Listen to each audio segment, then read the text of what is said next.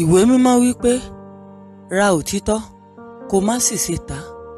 Ọ̀rọ̀ Ọlọ́run alààyè tó ṣetán láti gbọ́ yìí ló jáde láti ẹnu ikọ̀ àti ìríjú Ọlọ́run alààyè Evangelist Babátúndé Samuel. Tẹ́tí gbọ́ ọ̀rọ̀ náà kó sì di alábùkún fún ní orúkọ Jésù Kristi. Jòhánù orí kẹẹ̀ẹ́dógún ẹsẹ̀ ìkíní sí kejì. John chapter 15 verse 1 and 2. Èmi ni àjàrà tòótọ́, bàbá mi sì ni olùṣọ́gbà. Gbogbo ẹ̀ka nínú mi tí kò bá so èso, òun ni a ó mú kúrò. Gbogbo ẹ̀ka tí ó bá sì so èso, òun á wẹ̀ ẹ́ mọ́ kí ó lè so èso sí i. Amen. Mo ń sọ̀rọ̀ lówùúrọ̀ lórí síso èso rere gẹ́gẹ́ bí onígbàgbọ́. Síso èso rere gẹ́gẹ́ bí onígbàgbọ́.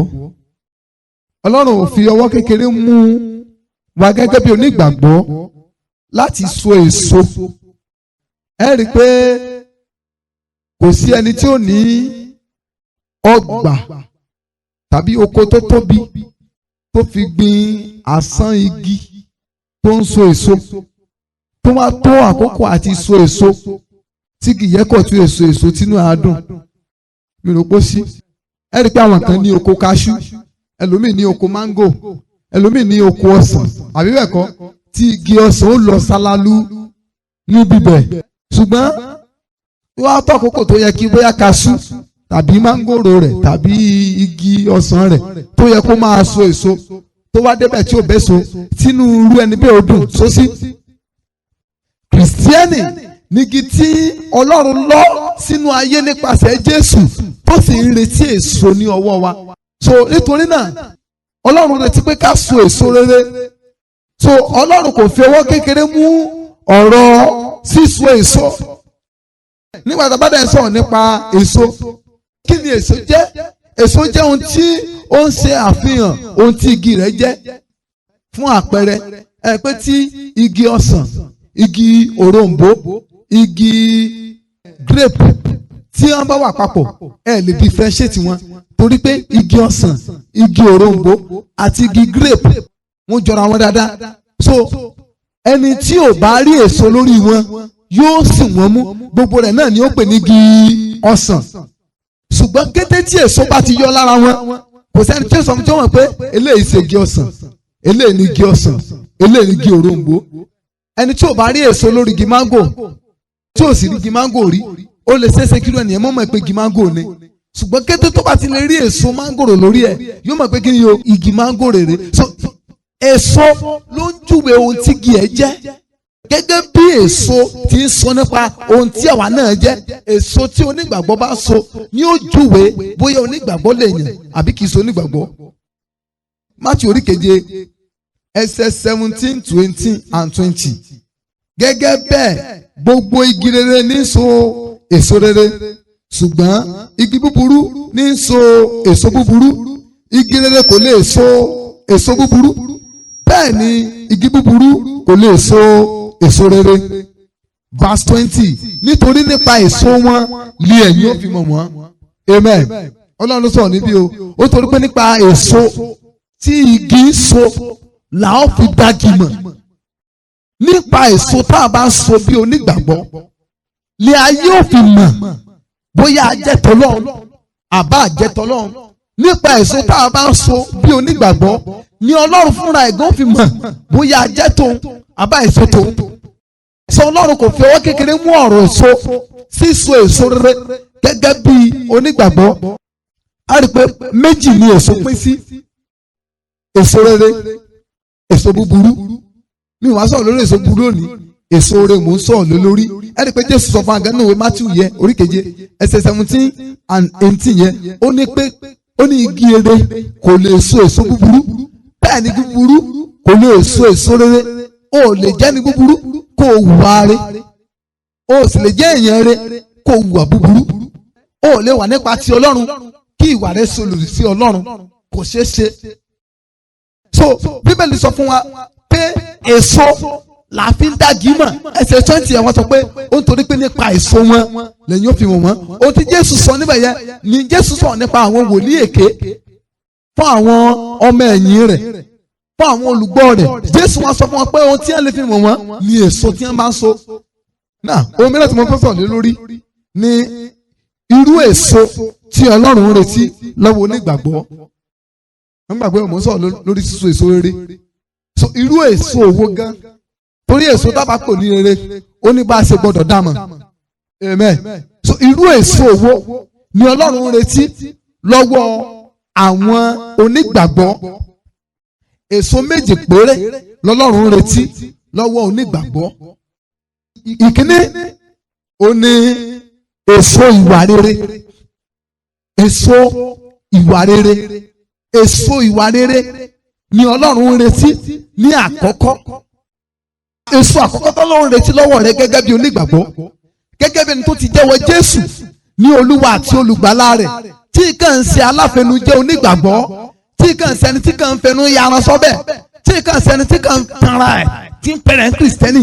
Tó bá yẹ pé lóòótọ́ ojúlówó onígbàgbọ́ ni ọ́, Ọlọ́run retí èso àkọ́kọ́ lọ́wọ́ rẹ tí ń ṣe èso ìwà rere.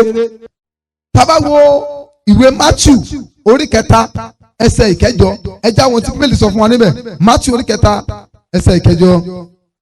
Nítorí náà ẹ so èso tí ó yẹ fún ìrònúpìwàdà. Nítorí náà ẹ so èso tó yẹ fún ìrònúpìwàdà. Èyí ni ọ̀rọ̀ tí Jòhánù sọ fún àwọn olùgbọ́ rẹ̀ nígbà tí àwọn Farisí tọ̀ wá táwọn náà fẹ́ ṣe ìrìbọmi. Jòhánù kọjú sí wọn, ó ní ta ló béèrè lọ́wọ́ wọn láti pé kí wọ́n wá ṣe ìrìbọmi. Tó bá yẹ pé lóòótọ́ ni wọ́n láwọn ronúpìwàdà, ó ní kí wọ́n so èso tó yẹ fún ìrònúpìwàdà.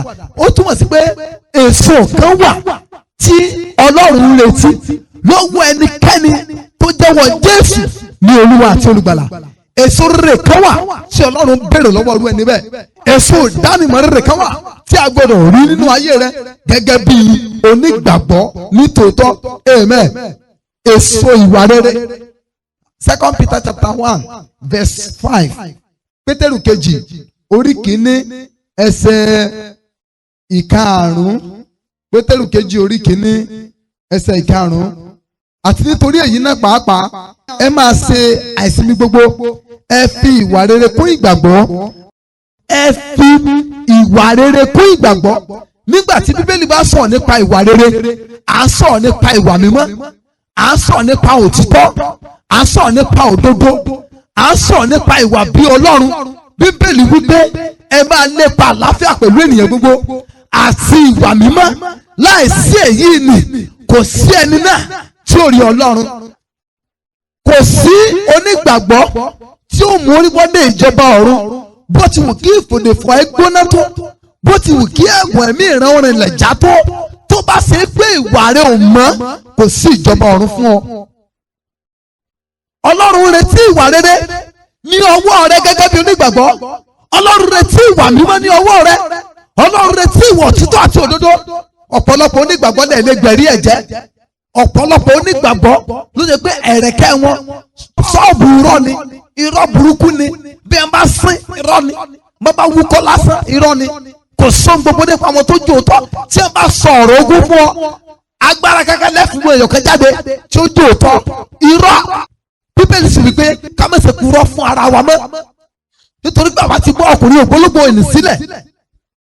Ìwà tó jẹ́ onígbàgbọ́, ìwà tá a mọ̀ tó yẹ pé kò sígbà tó yìí lọ ṣọ́ọ̀ṣì, ìṣòro ìwọ ni, evangelism ìwọ ni, eléyìí ìwọ ni, tán ìwọ ni. Bọ́ọ̀ ni ìgbé ayé rẹ ṣe rí. Irú ìwà wo ló ń wù nínú ilé? Irú ìwà wo ló ń wù sọ́kọ? Irú ìwà wo ló ń wù sọ́mọ?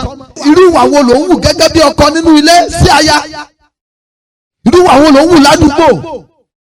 Èyí ṣe pàtàkì gidi gan. Ọlọ́run ní interest lórí ìwà tó ń wù, èso ìwà rẹ. Ọlọ́run tó ní interest lórí èso ìwà tó ń wù. Bíbélì sọ fún ọdún ìwé Genesis orí 4 ẹsẹ̀ 12. Ó ní kí èso Olúwa bójú wo ayé, ó ló ń bàjẹ́. Ó torí pé olúkúlùkù ènìyàn ló bà ìwà rẹ̀ jẹ́ ní ayé. Olúkúlùkù ènìyàn bà ìwà rẹ̀ jẹ́. Tọ́ọ̀ bá ń hùwà tí ò dáa, tọ́ọ̀ ní tí Nàìjíríà dà ló jẹ́ kí ìwà rẹ̀ rí bó ṣe rí. Ọlọ́run ò gbàgbọ́ pé Nàìjíríà ló change wa rẹ̀. Ọlọ́run gbàgbọ́ pé ìwọ fúnra rẹ̀ ló bà wá ara ẹ̀ jẹ́. Ṣé Daniel nìkan la kó lẹ́rú láti ilẹ̀ Júdà lọ sí Bábílónì ni? Bísọ̀ nìkan òun àti Sédrákì, Méṣákì àti Abẹ́gínígò kì í sáwọn nìkan náà kó lọ sí ilẹ̀ ìgbèkùn, ṣùgbọ́n àwọn wọ̀nyí nìkan ló pinnu pé àwọn kì yóò fi àdídùn ọba ilẹ̀ Bábílónì bà yí ara wọn jẹ́. Àwọn yìí nìkan sì la àgbàgbé wọn nínú ìwé ìtàn. Àwọn tó kù rámáyé ni tó ní wọn kò lè fi yàtọ̀ nù. Lóòótọ́ wọ́n jáde ní ìlú Ọlọ́run, wọ́n wà láàrin àwọn ènìyàn Ọlọ́run, ṣùgbọ́n tó ní pé wọn ò lè fi yàtọ̀ hàn, wọ́n parẹ́ báyé. Ìwà wọn bí Ọlọ́run nínú, irú àwọn nìwọ́n náà wù. Bíbélì sọ fún wa nínú ìwé 1 Thessalonians chapter 4:3. Àní èyí ni ìfẹ́ Ọlọ́run, àní wíwà ní mímọ́ yín. Èyí ni ìfẹ́ Ọlọ́run, wíwà ní mímọ́ yín. Ọlọ́run sọ ní interest nínú ìgbé ayé ìwà mímọ́ dúdú gẹ́. Ìwé Róòmù orí 12, ó ní mo fi ìyọ́nú Ọlọ́run bẹ̀ yín. Ẹsẹ̀ kìíní, ará, ó ní ẹ fi ara yín fún Ọlọ́run gẹ́gẹ́ bí ẹbọ ààyè mímọ́ ní ìtẹ́wọ́gbà. Ìgbé ayé ìwà mímọ́ ṣe pàtàkì gidi gan, torí pé èyí ni à ń pè ní ìwà rere níwájú Ọlọ́run náà ayé onígbàgbọ́. Tá bá wo ìwé Mátíù orí 5 ẹsẹ̀ 13 to 16. Ẹ̀yin ni iyọ̀ ayé, ṣùgbọ́n bí iyọ̀ bá di òbu, kí ilẹ̀ ó fi mú dùn. Kò ní láárí mọ́ bí kò ṣe pé a dànù, kí ó sì di ìtẹ̀mọ́lẹ̀ ní àtẹ́lẹsẹ̀ ènìyàn. Verse 14. Ẹ̀yin ni ìmọ́lẹ̀ ayé, ìlú tí a tẹ̀dó sórí òkè kò lè farasin. Bẹ́ẹ̀ ni a kì í tan fìtílà tán kí a fi sí abẹ́ òṣùwọ̀n bí kò ṣe lórí ọ̀pá fìtílà. A sì fi ìmọ́lẹ̀ fún gbogbo ẹni tí ń bẹ nínú ilé. Níbí Jésù pín ìwà onígbàgbọ́ sí ìpele méjì. Ìpele àkọ́kọ́, Jésù fi ìwà onígbàgbọ́ wé iyọ̀. Ó ní ẹ̀yin ni iyọ̀ ayé. Tó o bá jẹ́ Kìrìsìtẹ́nì tí ìwà rẹ̀ korò, tí ìwà rẹ̀ burú, kò sọ̀run fún ọ. Gbogbo tó wù kó rí kọ́ ọmọ ṣe ṣọ́ọ̀ṣì, ìbá àjẹwọ ni aláṣẹ tó lọ ṣọ́ọ̀ṣì, ọba àmọ́ gba lóòkọ́ ọmọ fi ṣiṣẹ́ ìsìn fún ṣọ́ọ̀ṣì, inú náà lọ́lọ́. Ayé òde òní báyìí, ẹni bá ti rówó gbé fún pásítọ̀ lọ́mọ ọjọ́ gidi, ẹni ò bá ti rí nǹkan ṣe sínú ìjọ ọmọ burú ni lójú àwọn pásítọ̀ tó jẹ́ pé tìkún lọ́rùn ni wọ́n, ikùn wọn lọ́lọ́run ti wọ́n. Ọmọ ìjọ tí ò bá ti lówó lọ́wọ́, tí ò rí ṣe, tí ò rí múlẹ̀, ọmọ burú ni lójú ti wọ́n. Bó tiẹ̀ jójú lówó ọmọ Ọlọ́run, wọn ò kíá. Bí ìgbé ayé wà mọ́tẹ̀ wà nú ayé ẹ̀ kò sí ń tọ́kàn wọn.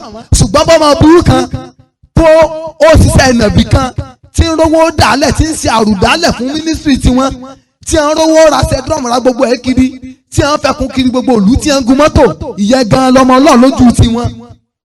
Ó dọ̀run alákejì. Ọlọ́mọdé ṣàṣedànù.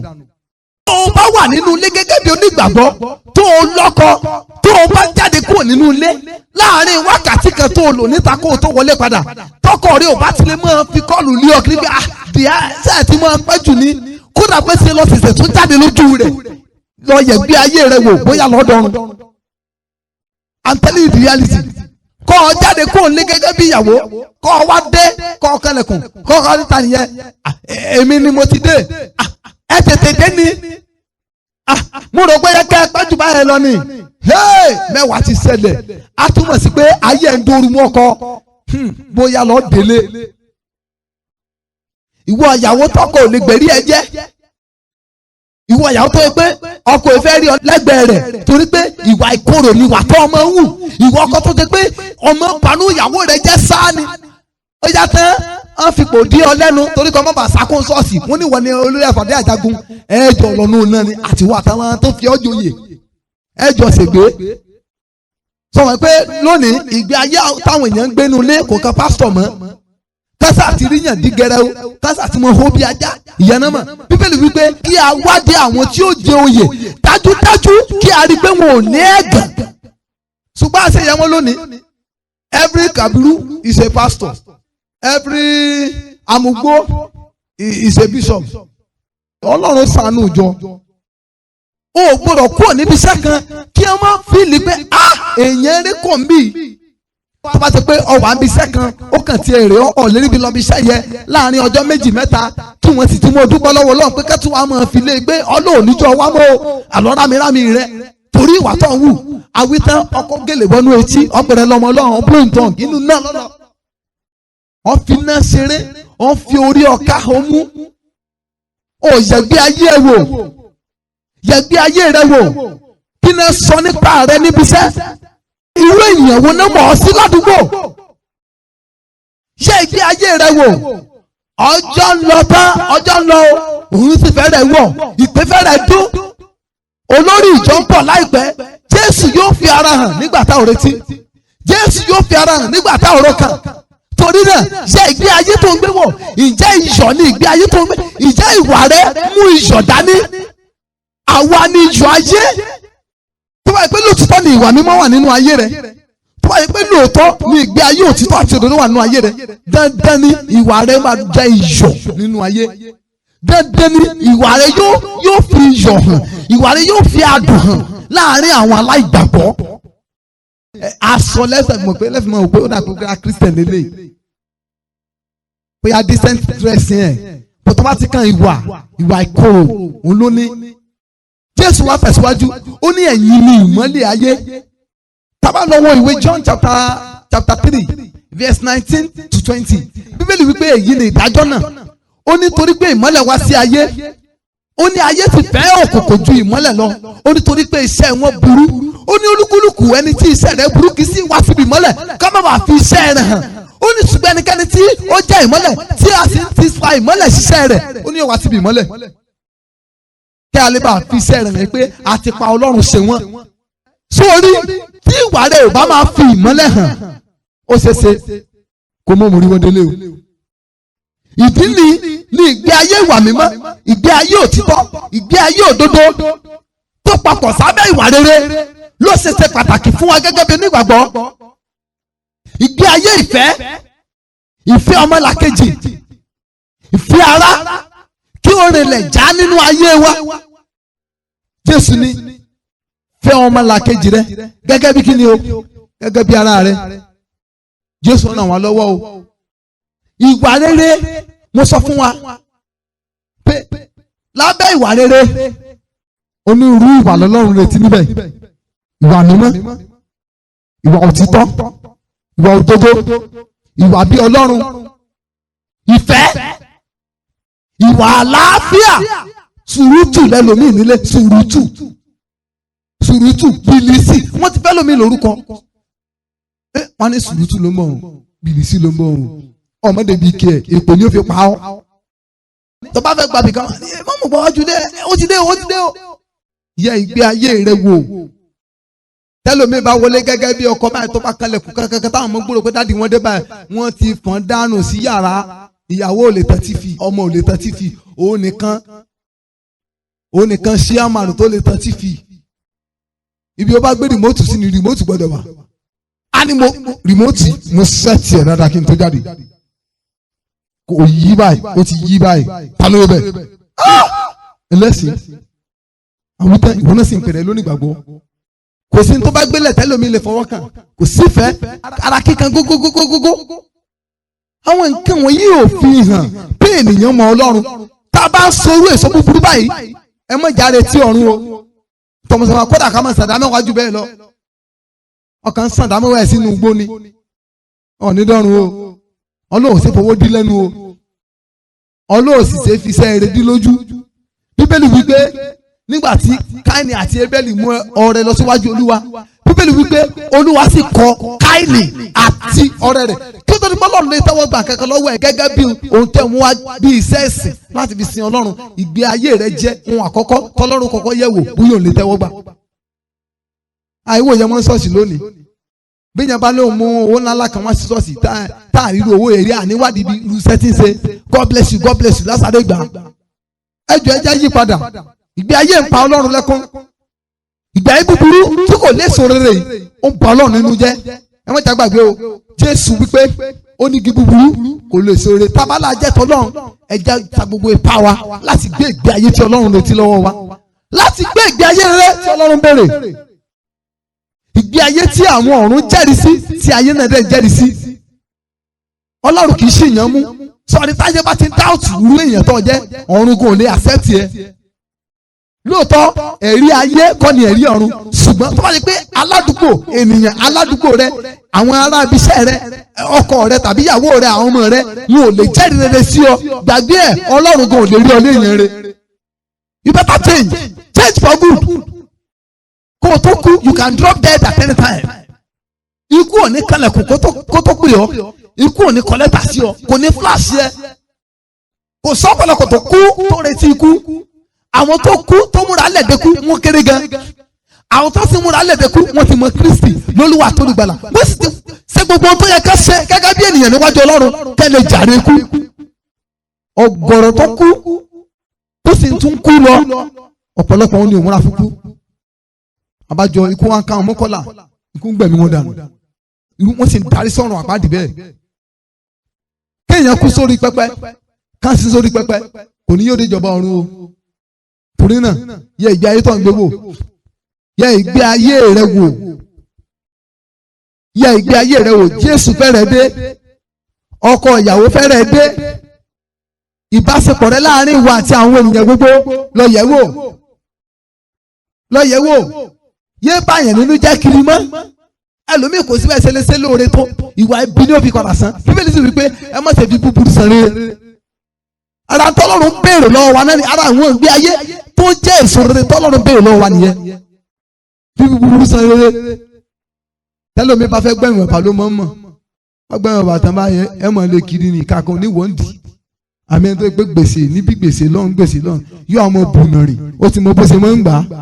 Wọ́n ti gba àwọn ẹ̀wà àwọn kíní àwọn gàrí yẹn tó gba gbogbo ẹ̀ báwọn tó ti fún ìyá ní scope ẹgbàá 500 sẹ́rí lágbọ́rọ̀ Ọlọ́run lálẹ́ ọ̀la ẹ̀rì èmi lẹ́ẹ̀rì tí ń kó 5,000 tó kù wá ó ti fi 500 naira di 5,000 nu ó lọ nu kò tún gba bẹ̀ mọ́ ó ti wá bí ó ṣe mọ́ bùnà rìn ó sì ti kọ́ àwọn ọmọ rẹ̀ nírọ̀ burúkú wọn ìbárọ̀tì lẹ́nu àwọn ọmọ ẹ̀ ẹ máa kẹlẹ̀ gbọ́n mọ̀mọ́ yín kọ́ ìsinsìn iná sáré jáde lu onígbàgbọ́ wo ni wọ èso owó lọ sọ sọ́rí torí pé irú èso tó o bá so yóò nípa àti pín yóò sì kó ipa kan nínú ayé àwọn tó o bá bí ilẹ̀ ìwọ tó o dẹ̀ jẹ́ youth irú èso tó o bá so gẹ́gẹ́ bí onígbàgbọ́ nínú Kristi yóò tẹ̀ ẹ́ lórí ọ̀la rẹ yóò sọ lórí ọ̀la rẹ yóò sọ bí ọ̀la rẹ yóò ti rí torí náà ẹ jẹ́ yẹ ìgbé ayé wa wò Ọlọ́run retí èso ìwà rere lọ́wọ́ wa ìwà tó ṣe rí mọ́ ọmọ Ọlọ́run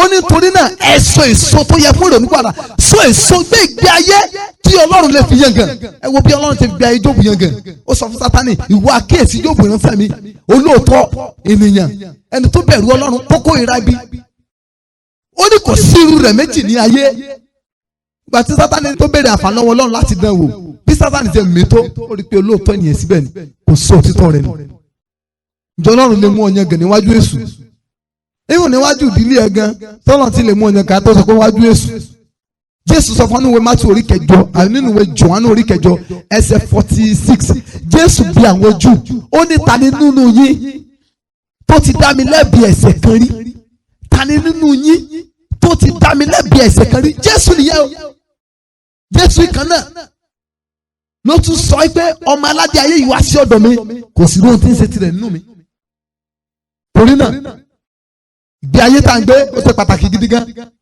Ọlọ́run retí èso ìwà rere lọ́wọ́ wa ìwà tó ní í ṣe pẹ̀lú ìwà mímọ́ òtítọ́ àti òdodo ìfẹ́ àti àlàáfíà pẹ̀lú ènìyàn gbogbo lórúkọ Jésù Ọlọ́run ràn wá lọ́wọ́ èyí ni èso àkọ́kọ́ tí Ọlọ́run retí èkejì ó ní èso ọkàn ẹlẹ́ṣẹ̀ Ọlọ́run retí ọkàn ẹlẹ́ṣẹ̀ lọ́wọ́ rẹ ọkàn ẹlẹ́ṣẹ̀ Ọlọ́run retí ẹ̀ lọ́wọ́ rẹ ìwọ tá a ti gbàlà ní wọ́n ní pèsè kí ni o wọ́n ní dìde fún ìgbàlẹ̀ lòmíràn that is it ìwọ tá a ti gbàlà dìde fún ìgbàlẹ̀ lòmíràn lẹ́yìn tó ti fàyè fún Jésù tí ó ń lépa ìgbé ayé wà mímọ́ tó ń lépa ìgbé ayé òtítọ́ àti òdodo ohun tó tún kù ọkù èso tó tún ṣe pàtàkì jùlọ tọ́lọ́run retí lọ́wọ́ ẹ̀ òní ọkàn ẹlẹ́ṣẹ̀ ẹ jáwọ́ John chapter 15 verse 16 Jòhánù orí 15 orí kẹẹ̀ẹ́dógún ẹsẹ̀ 16 kẹrìndínlógún kì í ṣe ẹ̀yin ni ó yàn mí ṣùgbọ́n èmi ni ó yàn yín mo sì fi yín sí ipò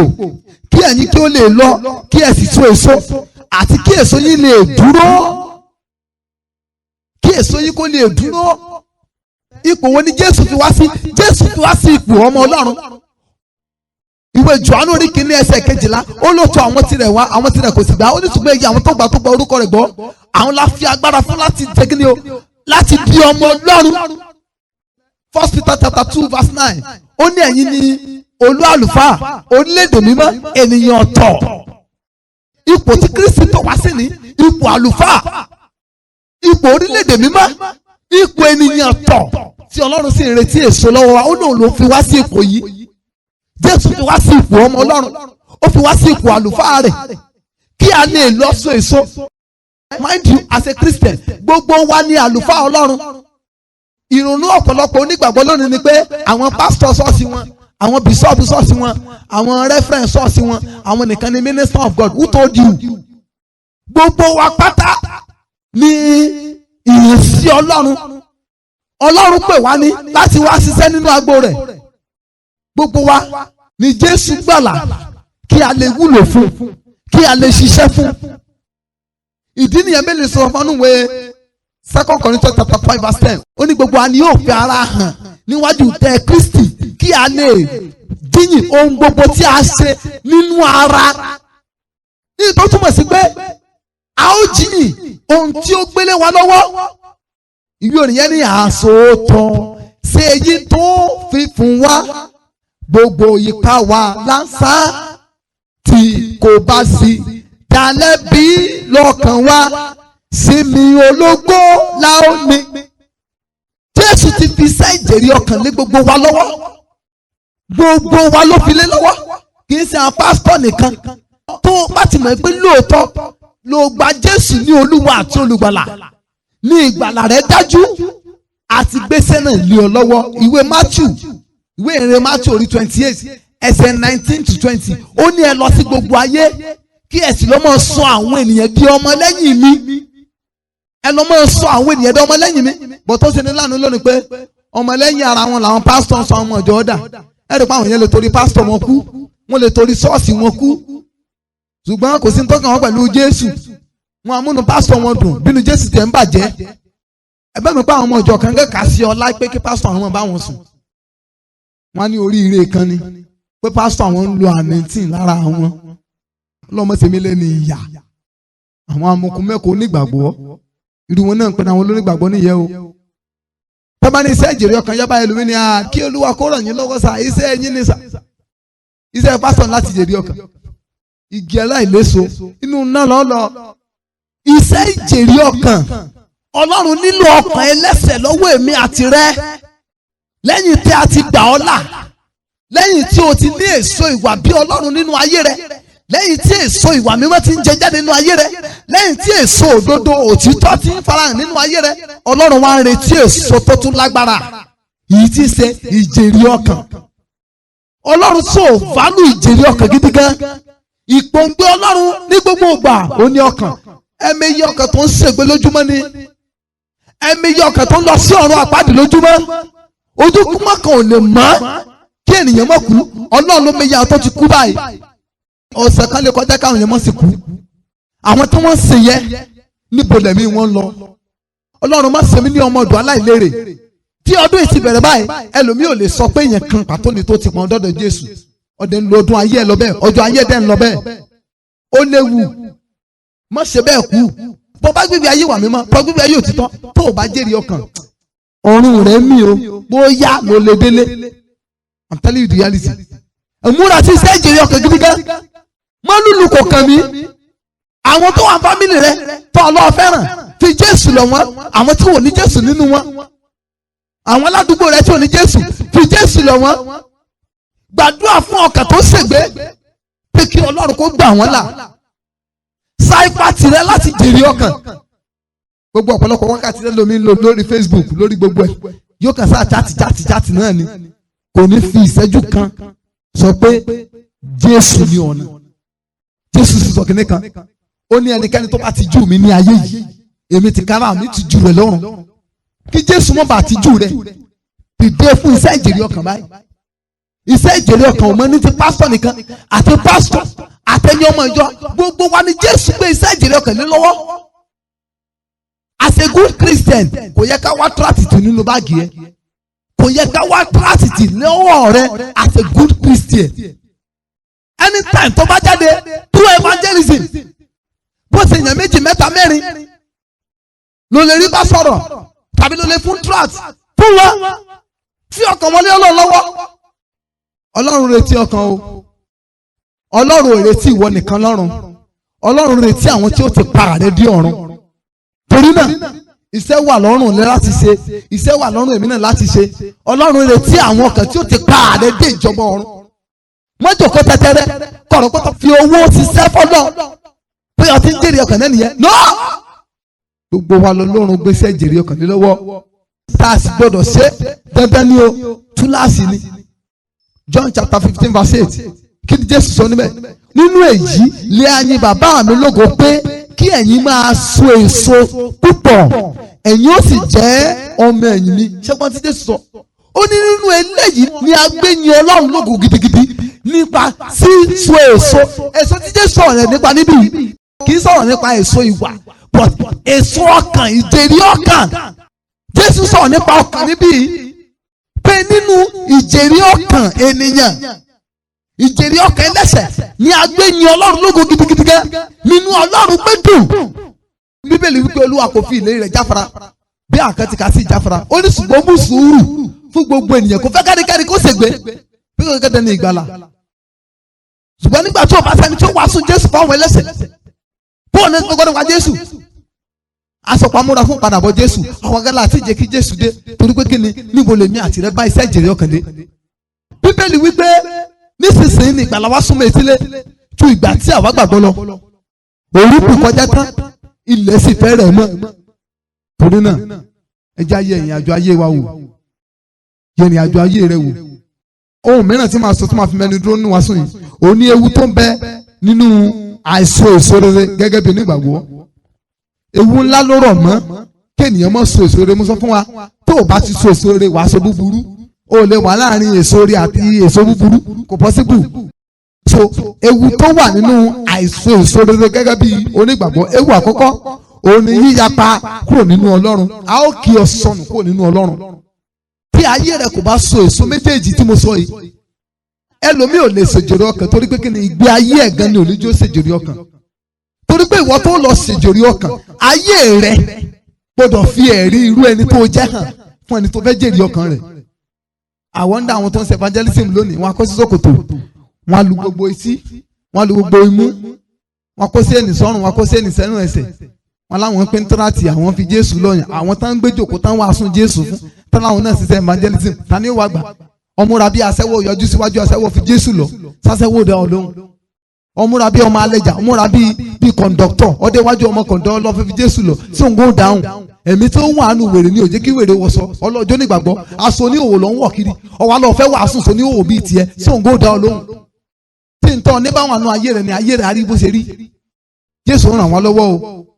Tábàwọn John chapter 15 verse 2 yẹ verse 2a, ó ní gbogbo ẹ̀ka nínú mi tí kò bá so èso òun á mú kúrò. Gbogbo onígbàgbọ́ tó bá wà nínú Kristi tí kò bá jèrè ọkàn á ké sọnù. Gbogbo onígbàgbọ́ tó bá wà nínú Kristi tí ìgbé ayé rere tí èso ìwà rere ò bá sínú ayé rẹ̀ á ké wọn kúrò. Lórúkọ Jésù ànídẹnu ké kúrò. Àmẹ́yẹ ìjọ tó sì ń exist báyìí ṣùgbọ́n tọ́lọ́run mọ̀mọ́. Ìjọ Sádìkọ̀ ní ayé, ìwé ìfihàn orí 3 ẹsẹ̀ 1. Bíbélì ní sí áńgẹ́lì ìjọ Sádìkọ̀ wé. Ìwọ ní orúkọ pé wà láàyè ṣùgbọ́n ìwọ kú. Àmẹ́yẹ òkú ìjọ tí ẹ ń jẹ́ orúkọ ìwà láàyè lónìí tí ẹ ti kú nínú iṣẹ́ ìjèrè ọkàn, wọ́n ti kú nínú ìgbé ayé tọ́lọ́run béèrè ní ìgbé ayé rere tó yẹ onígbàgbọ́, wọ́n ti kú. Afẹ́fẹ́ yẹ̀yẹ̀ ló kún ṣọ́ọ̀ṣì tiẹ̀. Àwọn ṣọ́ọ̀ṣì tó yẹ pé bẹ́ẹ̀ bá lọ bẹ̀rẹ̀ sí láàárọ̀ tí ò ìdọ̀sán ṣe lẹ́jọ́ ojoojó bí ẹni tẹ́lẹ̀ ní kú mọ̀. Ṣéjọ nìyẹn. Ìjọ tó yẹ pé ọ̀ràn mọ̀jú kásà dáwó lọ, ìjọ ẹlẹ́gbẹ́jẹgbẹ́. Àjọ̀dún eléyìí, àjọ̀dún tán, àjọ̀dún kórè gbogbo, àjọ̀dún lóríṣiríṣi. Ọ̀rọ̀ gidi ò torí pẹpẹ jáde. Wọ́n gbà tán bá dojojo bí ẹni tí nǹkan mú tán. Àwọn á ṣe wàásù láàrin 5 minutes, wọn lé wàásù ti parí. Ilé yá. Àwọn kan rẹ̀ ló wà ní ṣọ́ọ̀ṣì bẹ́ẹ̀ yẹ o. Mo pìtì wọn. ṣọ́ọ̀ṣì téèyàn wà láàrin odidi ọdún 4 kò gbọ́ nípa ìgbàsókè àwọn àyànfẹ́, kò gbọ́ nípa ọ̀run àpáàdì, kò gbọ́ nípa adágún iná, kò gbọ́ nípa àtúnṣe, kò gbọ́ nípa ìwà mímọ́, ó dẹ̀ ló ń lọ ṣọ́ọ̀ṣì. Mo píìtì irú àwọn èèyàn bẹ́ẹ̀. Ọ̀pọ̀lọpọ̀ ìjọ ni Ọlọ́run ti ké kúrò nínú ara rẹ̀, ṣùgbọ́n wà láàyè, ayé rí wọn, wọ́n ṣe activities, wọ́n dáwó lọ́tún, wọ́n dáwó lọ́sìn, wọ́n náà ṣẹ̀dá mẹ́wàá, wọ́n ń dọ́rẹ́, ṣùgbọ́n Ọlọ́run kò mọ̀ wọ́n mọ́ torí pé àti gé wọn dànù bí ìjọ Sáàdì yìí tó lé orúkọ pọ́n wà láàyè ṣùgbọ́n tó ti kú. Àmì yẹ ọ̀pọ̀lọpọ̀ onígbàgbọ́ bẹ́ẹ̀, wọ́n lọ ṣọ́ọ̀ṣì, wọ́n ṣe sẹ́sìn, ṣùgbọ́n òkú ni wọ́n sí Ọlọ́run torí pé kí ni èso tí Ọlọ́run retí lọ́wọ́ wọn àkòrí. Ewu kejì ní ìdánudúró òní pípàdánù ohun gbogbo nínú ayé àti ní ayérayé. Pípàdánù ohun gbogbo nínú ayé, ẹni tí ayé rẹ̀ bá kọ̀ tí ò so èso tí Ọlọ́run retí, èso ìwà rere àti èso ọkàn, ẹni tí ò bá so èso méjèèjì, irú ẹni bẹ́ẹ̀ yóò pàdánù ayé yóò sì tún pàdánù ọ̀run. Kí ni Jésù sọ fún wa? Ó ní kí ni ó jẹ́ èrè ènìyàn tí ó jèrè gbogbo ayé tó so ẹ̀mí rẹ̀ nù. Sọ ṣẹṣẹ fún ènìyàn kó jèrè ayé ṣùgbọ́n kó pàdánù ẹ̀mí ẹ̀. Wọ́n á lówó lọ́wọ́, àmì kìrìsìtẹ́nì tó lówó lọ́wọ́ ṣùgbọ́n tọ́lọ́ recognize mọ́. Wọ́n á pàdánù ayé, wọ́n á sì pàdánù ọ̀run. Ẹ̀mí Ọlọ́run fi wọ́n lẹ̀kẹ́ tó kú. Ìrìn àjò ẹ̀mí wọn ò lọ lẹ̀kẹ́ tó kú. Ohun téèyàn lè pàdánù tó ga jù láyé ó ní kó sọ Ọlọ́run kó tó kú. Olórí o tó ga jù téèyàn lè sọnù kó tó kú ní kó sọ Jésù ní kó tó kú, kó sọ ìgbàlà ní kó tó kú. Bí wọn ní bí ó pòfo. Ìwé Mátíù orí 3 ẹsẹ̀ 10 ní ìparí. Àti nísinsìnyí pẹ̀lú a ti fi àákélé gbòǹgbò igi náà, nítorí náà gbogbo igi tí kò bá so èso rere a ké e lulẹ̀, a sì wọ́ ọ jù sínú iná. A ti fi àákélé gbòǹgbò igi náà, gbòǹgbò igi wo láfa kélé, a ti gbé àáké ọ̀run lé gbogbo onígbàgbọ́, gbogbo kìrìsìtẹ́nì tí kò bá so èso tí Ọlọ́run retí, pé a ó ké wọn sọnù, a sì wọ́ wọn jù sínú iná. Wọ́n pàdánù ayé, wọ́n sì pàdánù ọ̀run. Tí wọ́n bá kú, wọn kì yóò mórí bọ́délé. Yàtọ̀ ìdílé ẹsẹ̀ wa, yà sọ fún Ọlọ́run, Olúwa ràn mí lọ́wọ́ láti so èso tó ń retí lọ́wọ́ mi. Ràn mí lọ́wọ́ láti so èso tó ń retí. Igi eléso ni bàbá fẹ́ nínú ọgbà rẹ̀, tètè so. Onídàájọ́ máa ń bọ̀ wá o, tètè so. Sọ fún Ọlọ́run, Olúwa ràn mí lọ́wọ́ láti so èso tó ń retí. Mo rò pé ẹ ti di alábùkún fún nípasẹ̀ ọ̀rọ̀ Ọlọ́run tí ẹ gbọ́ tán yìí. Fún àdúrà àti ìmọ̀ràn tàbí ìbéèrè lórí ohun tí kò yé ọ nínú ọ̀rọ̀ Ọlọ́run, o lè pè sórí aago yìí 08065935539. Ẹ máa pọ̀ sí nínú oore ọ̀fẹ́ Kristi. Láti gbọ́ onírúurú ìwàásù ọ̀rọ̀ Ọlọ́run mìíràn tí ń ṣe oúnjẹ ẹ̀mí, o lè kàn sí wa lórí ẹ̀rọ ayélujára yìí tí ń ṣe YouTube channel wa Evangelist Babatunde Samuel. Bákan náà lórí Audiomack Evangelist Babatunde Samuel. Ẹ ṣé púpọ̀.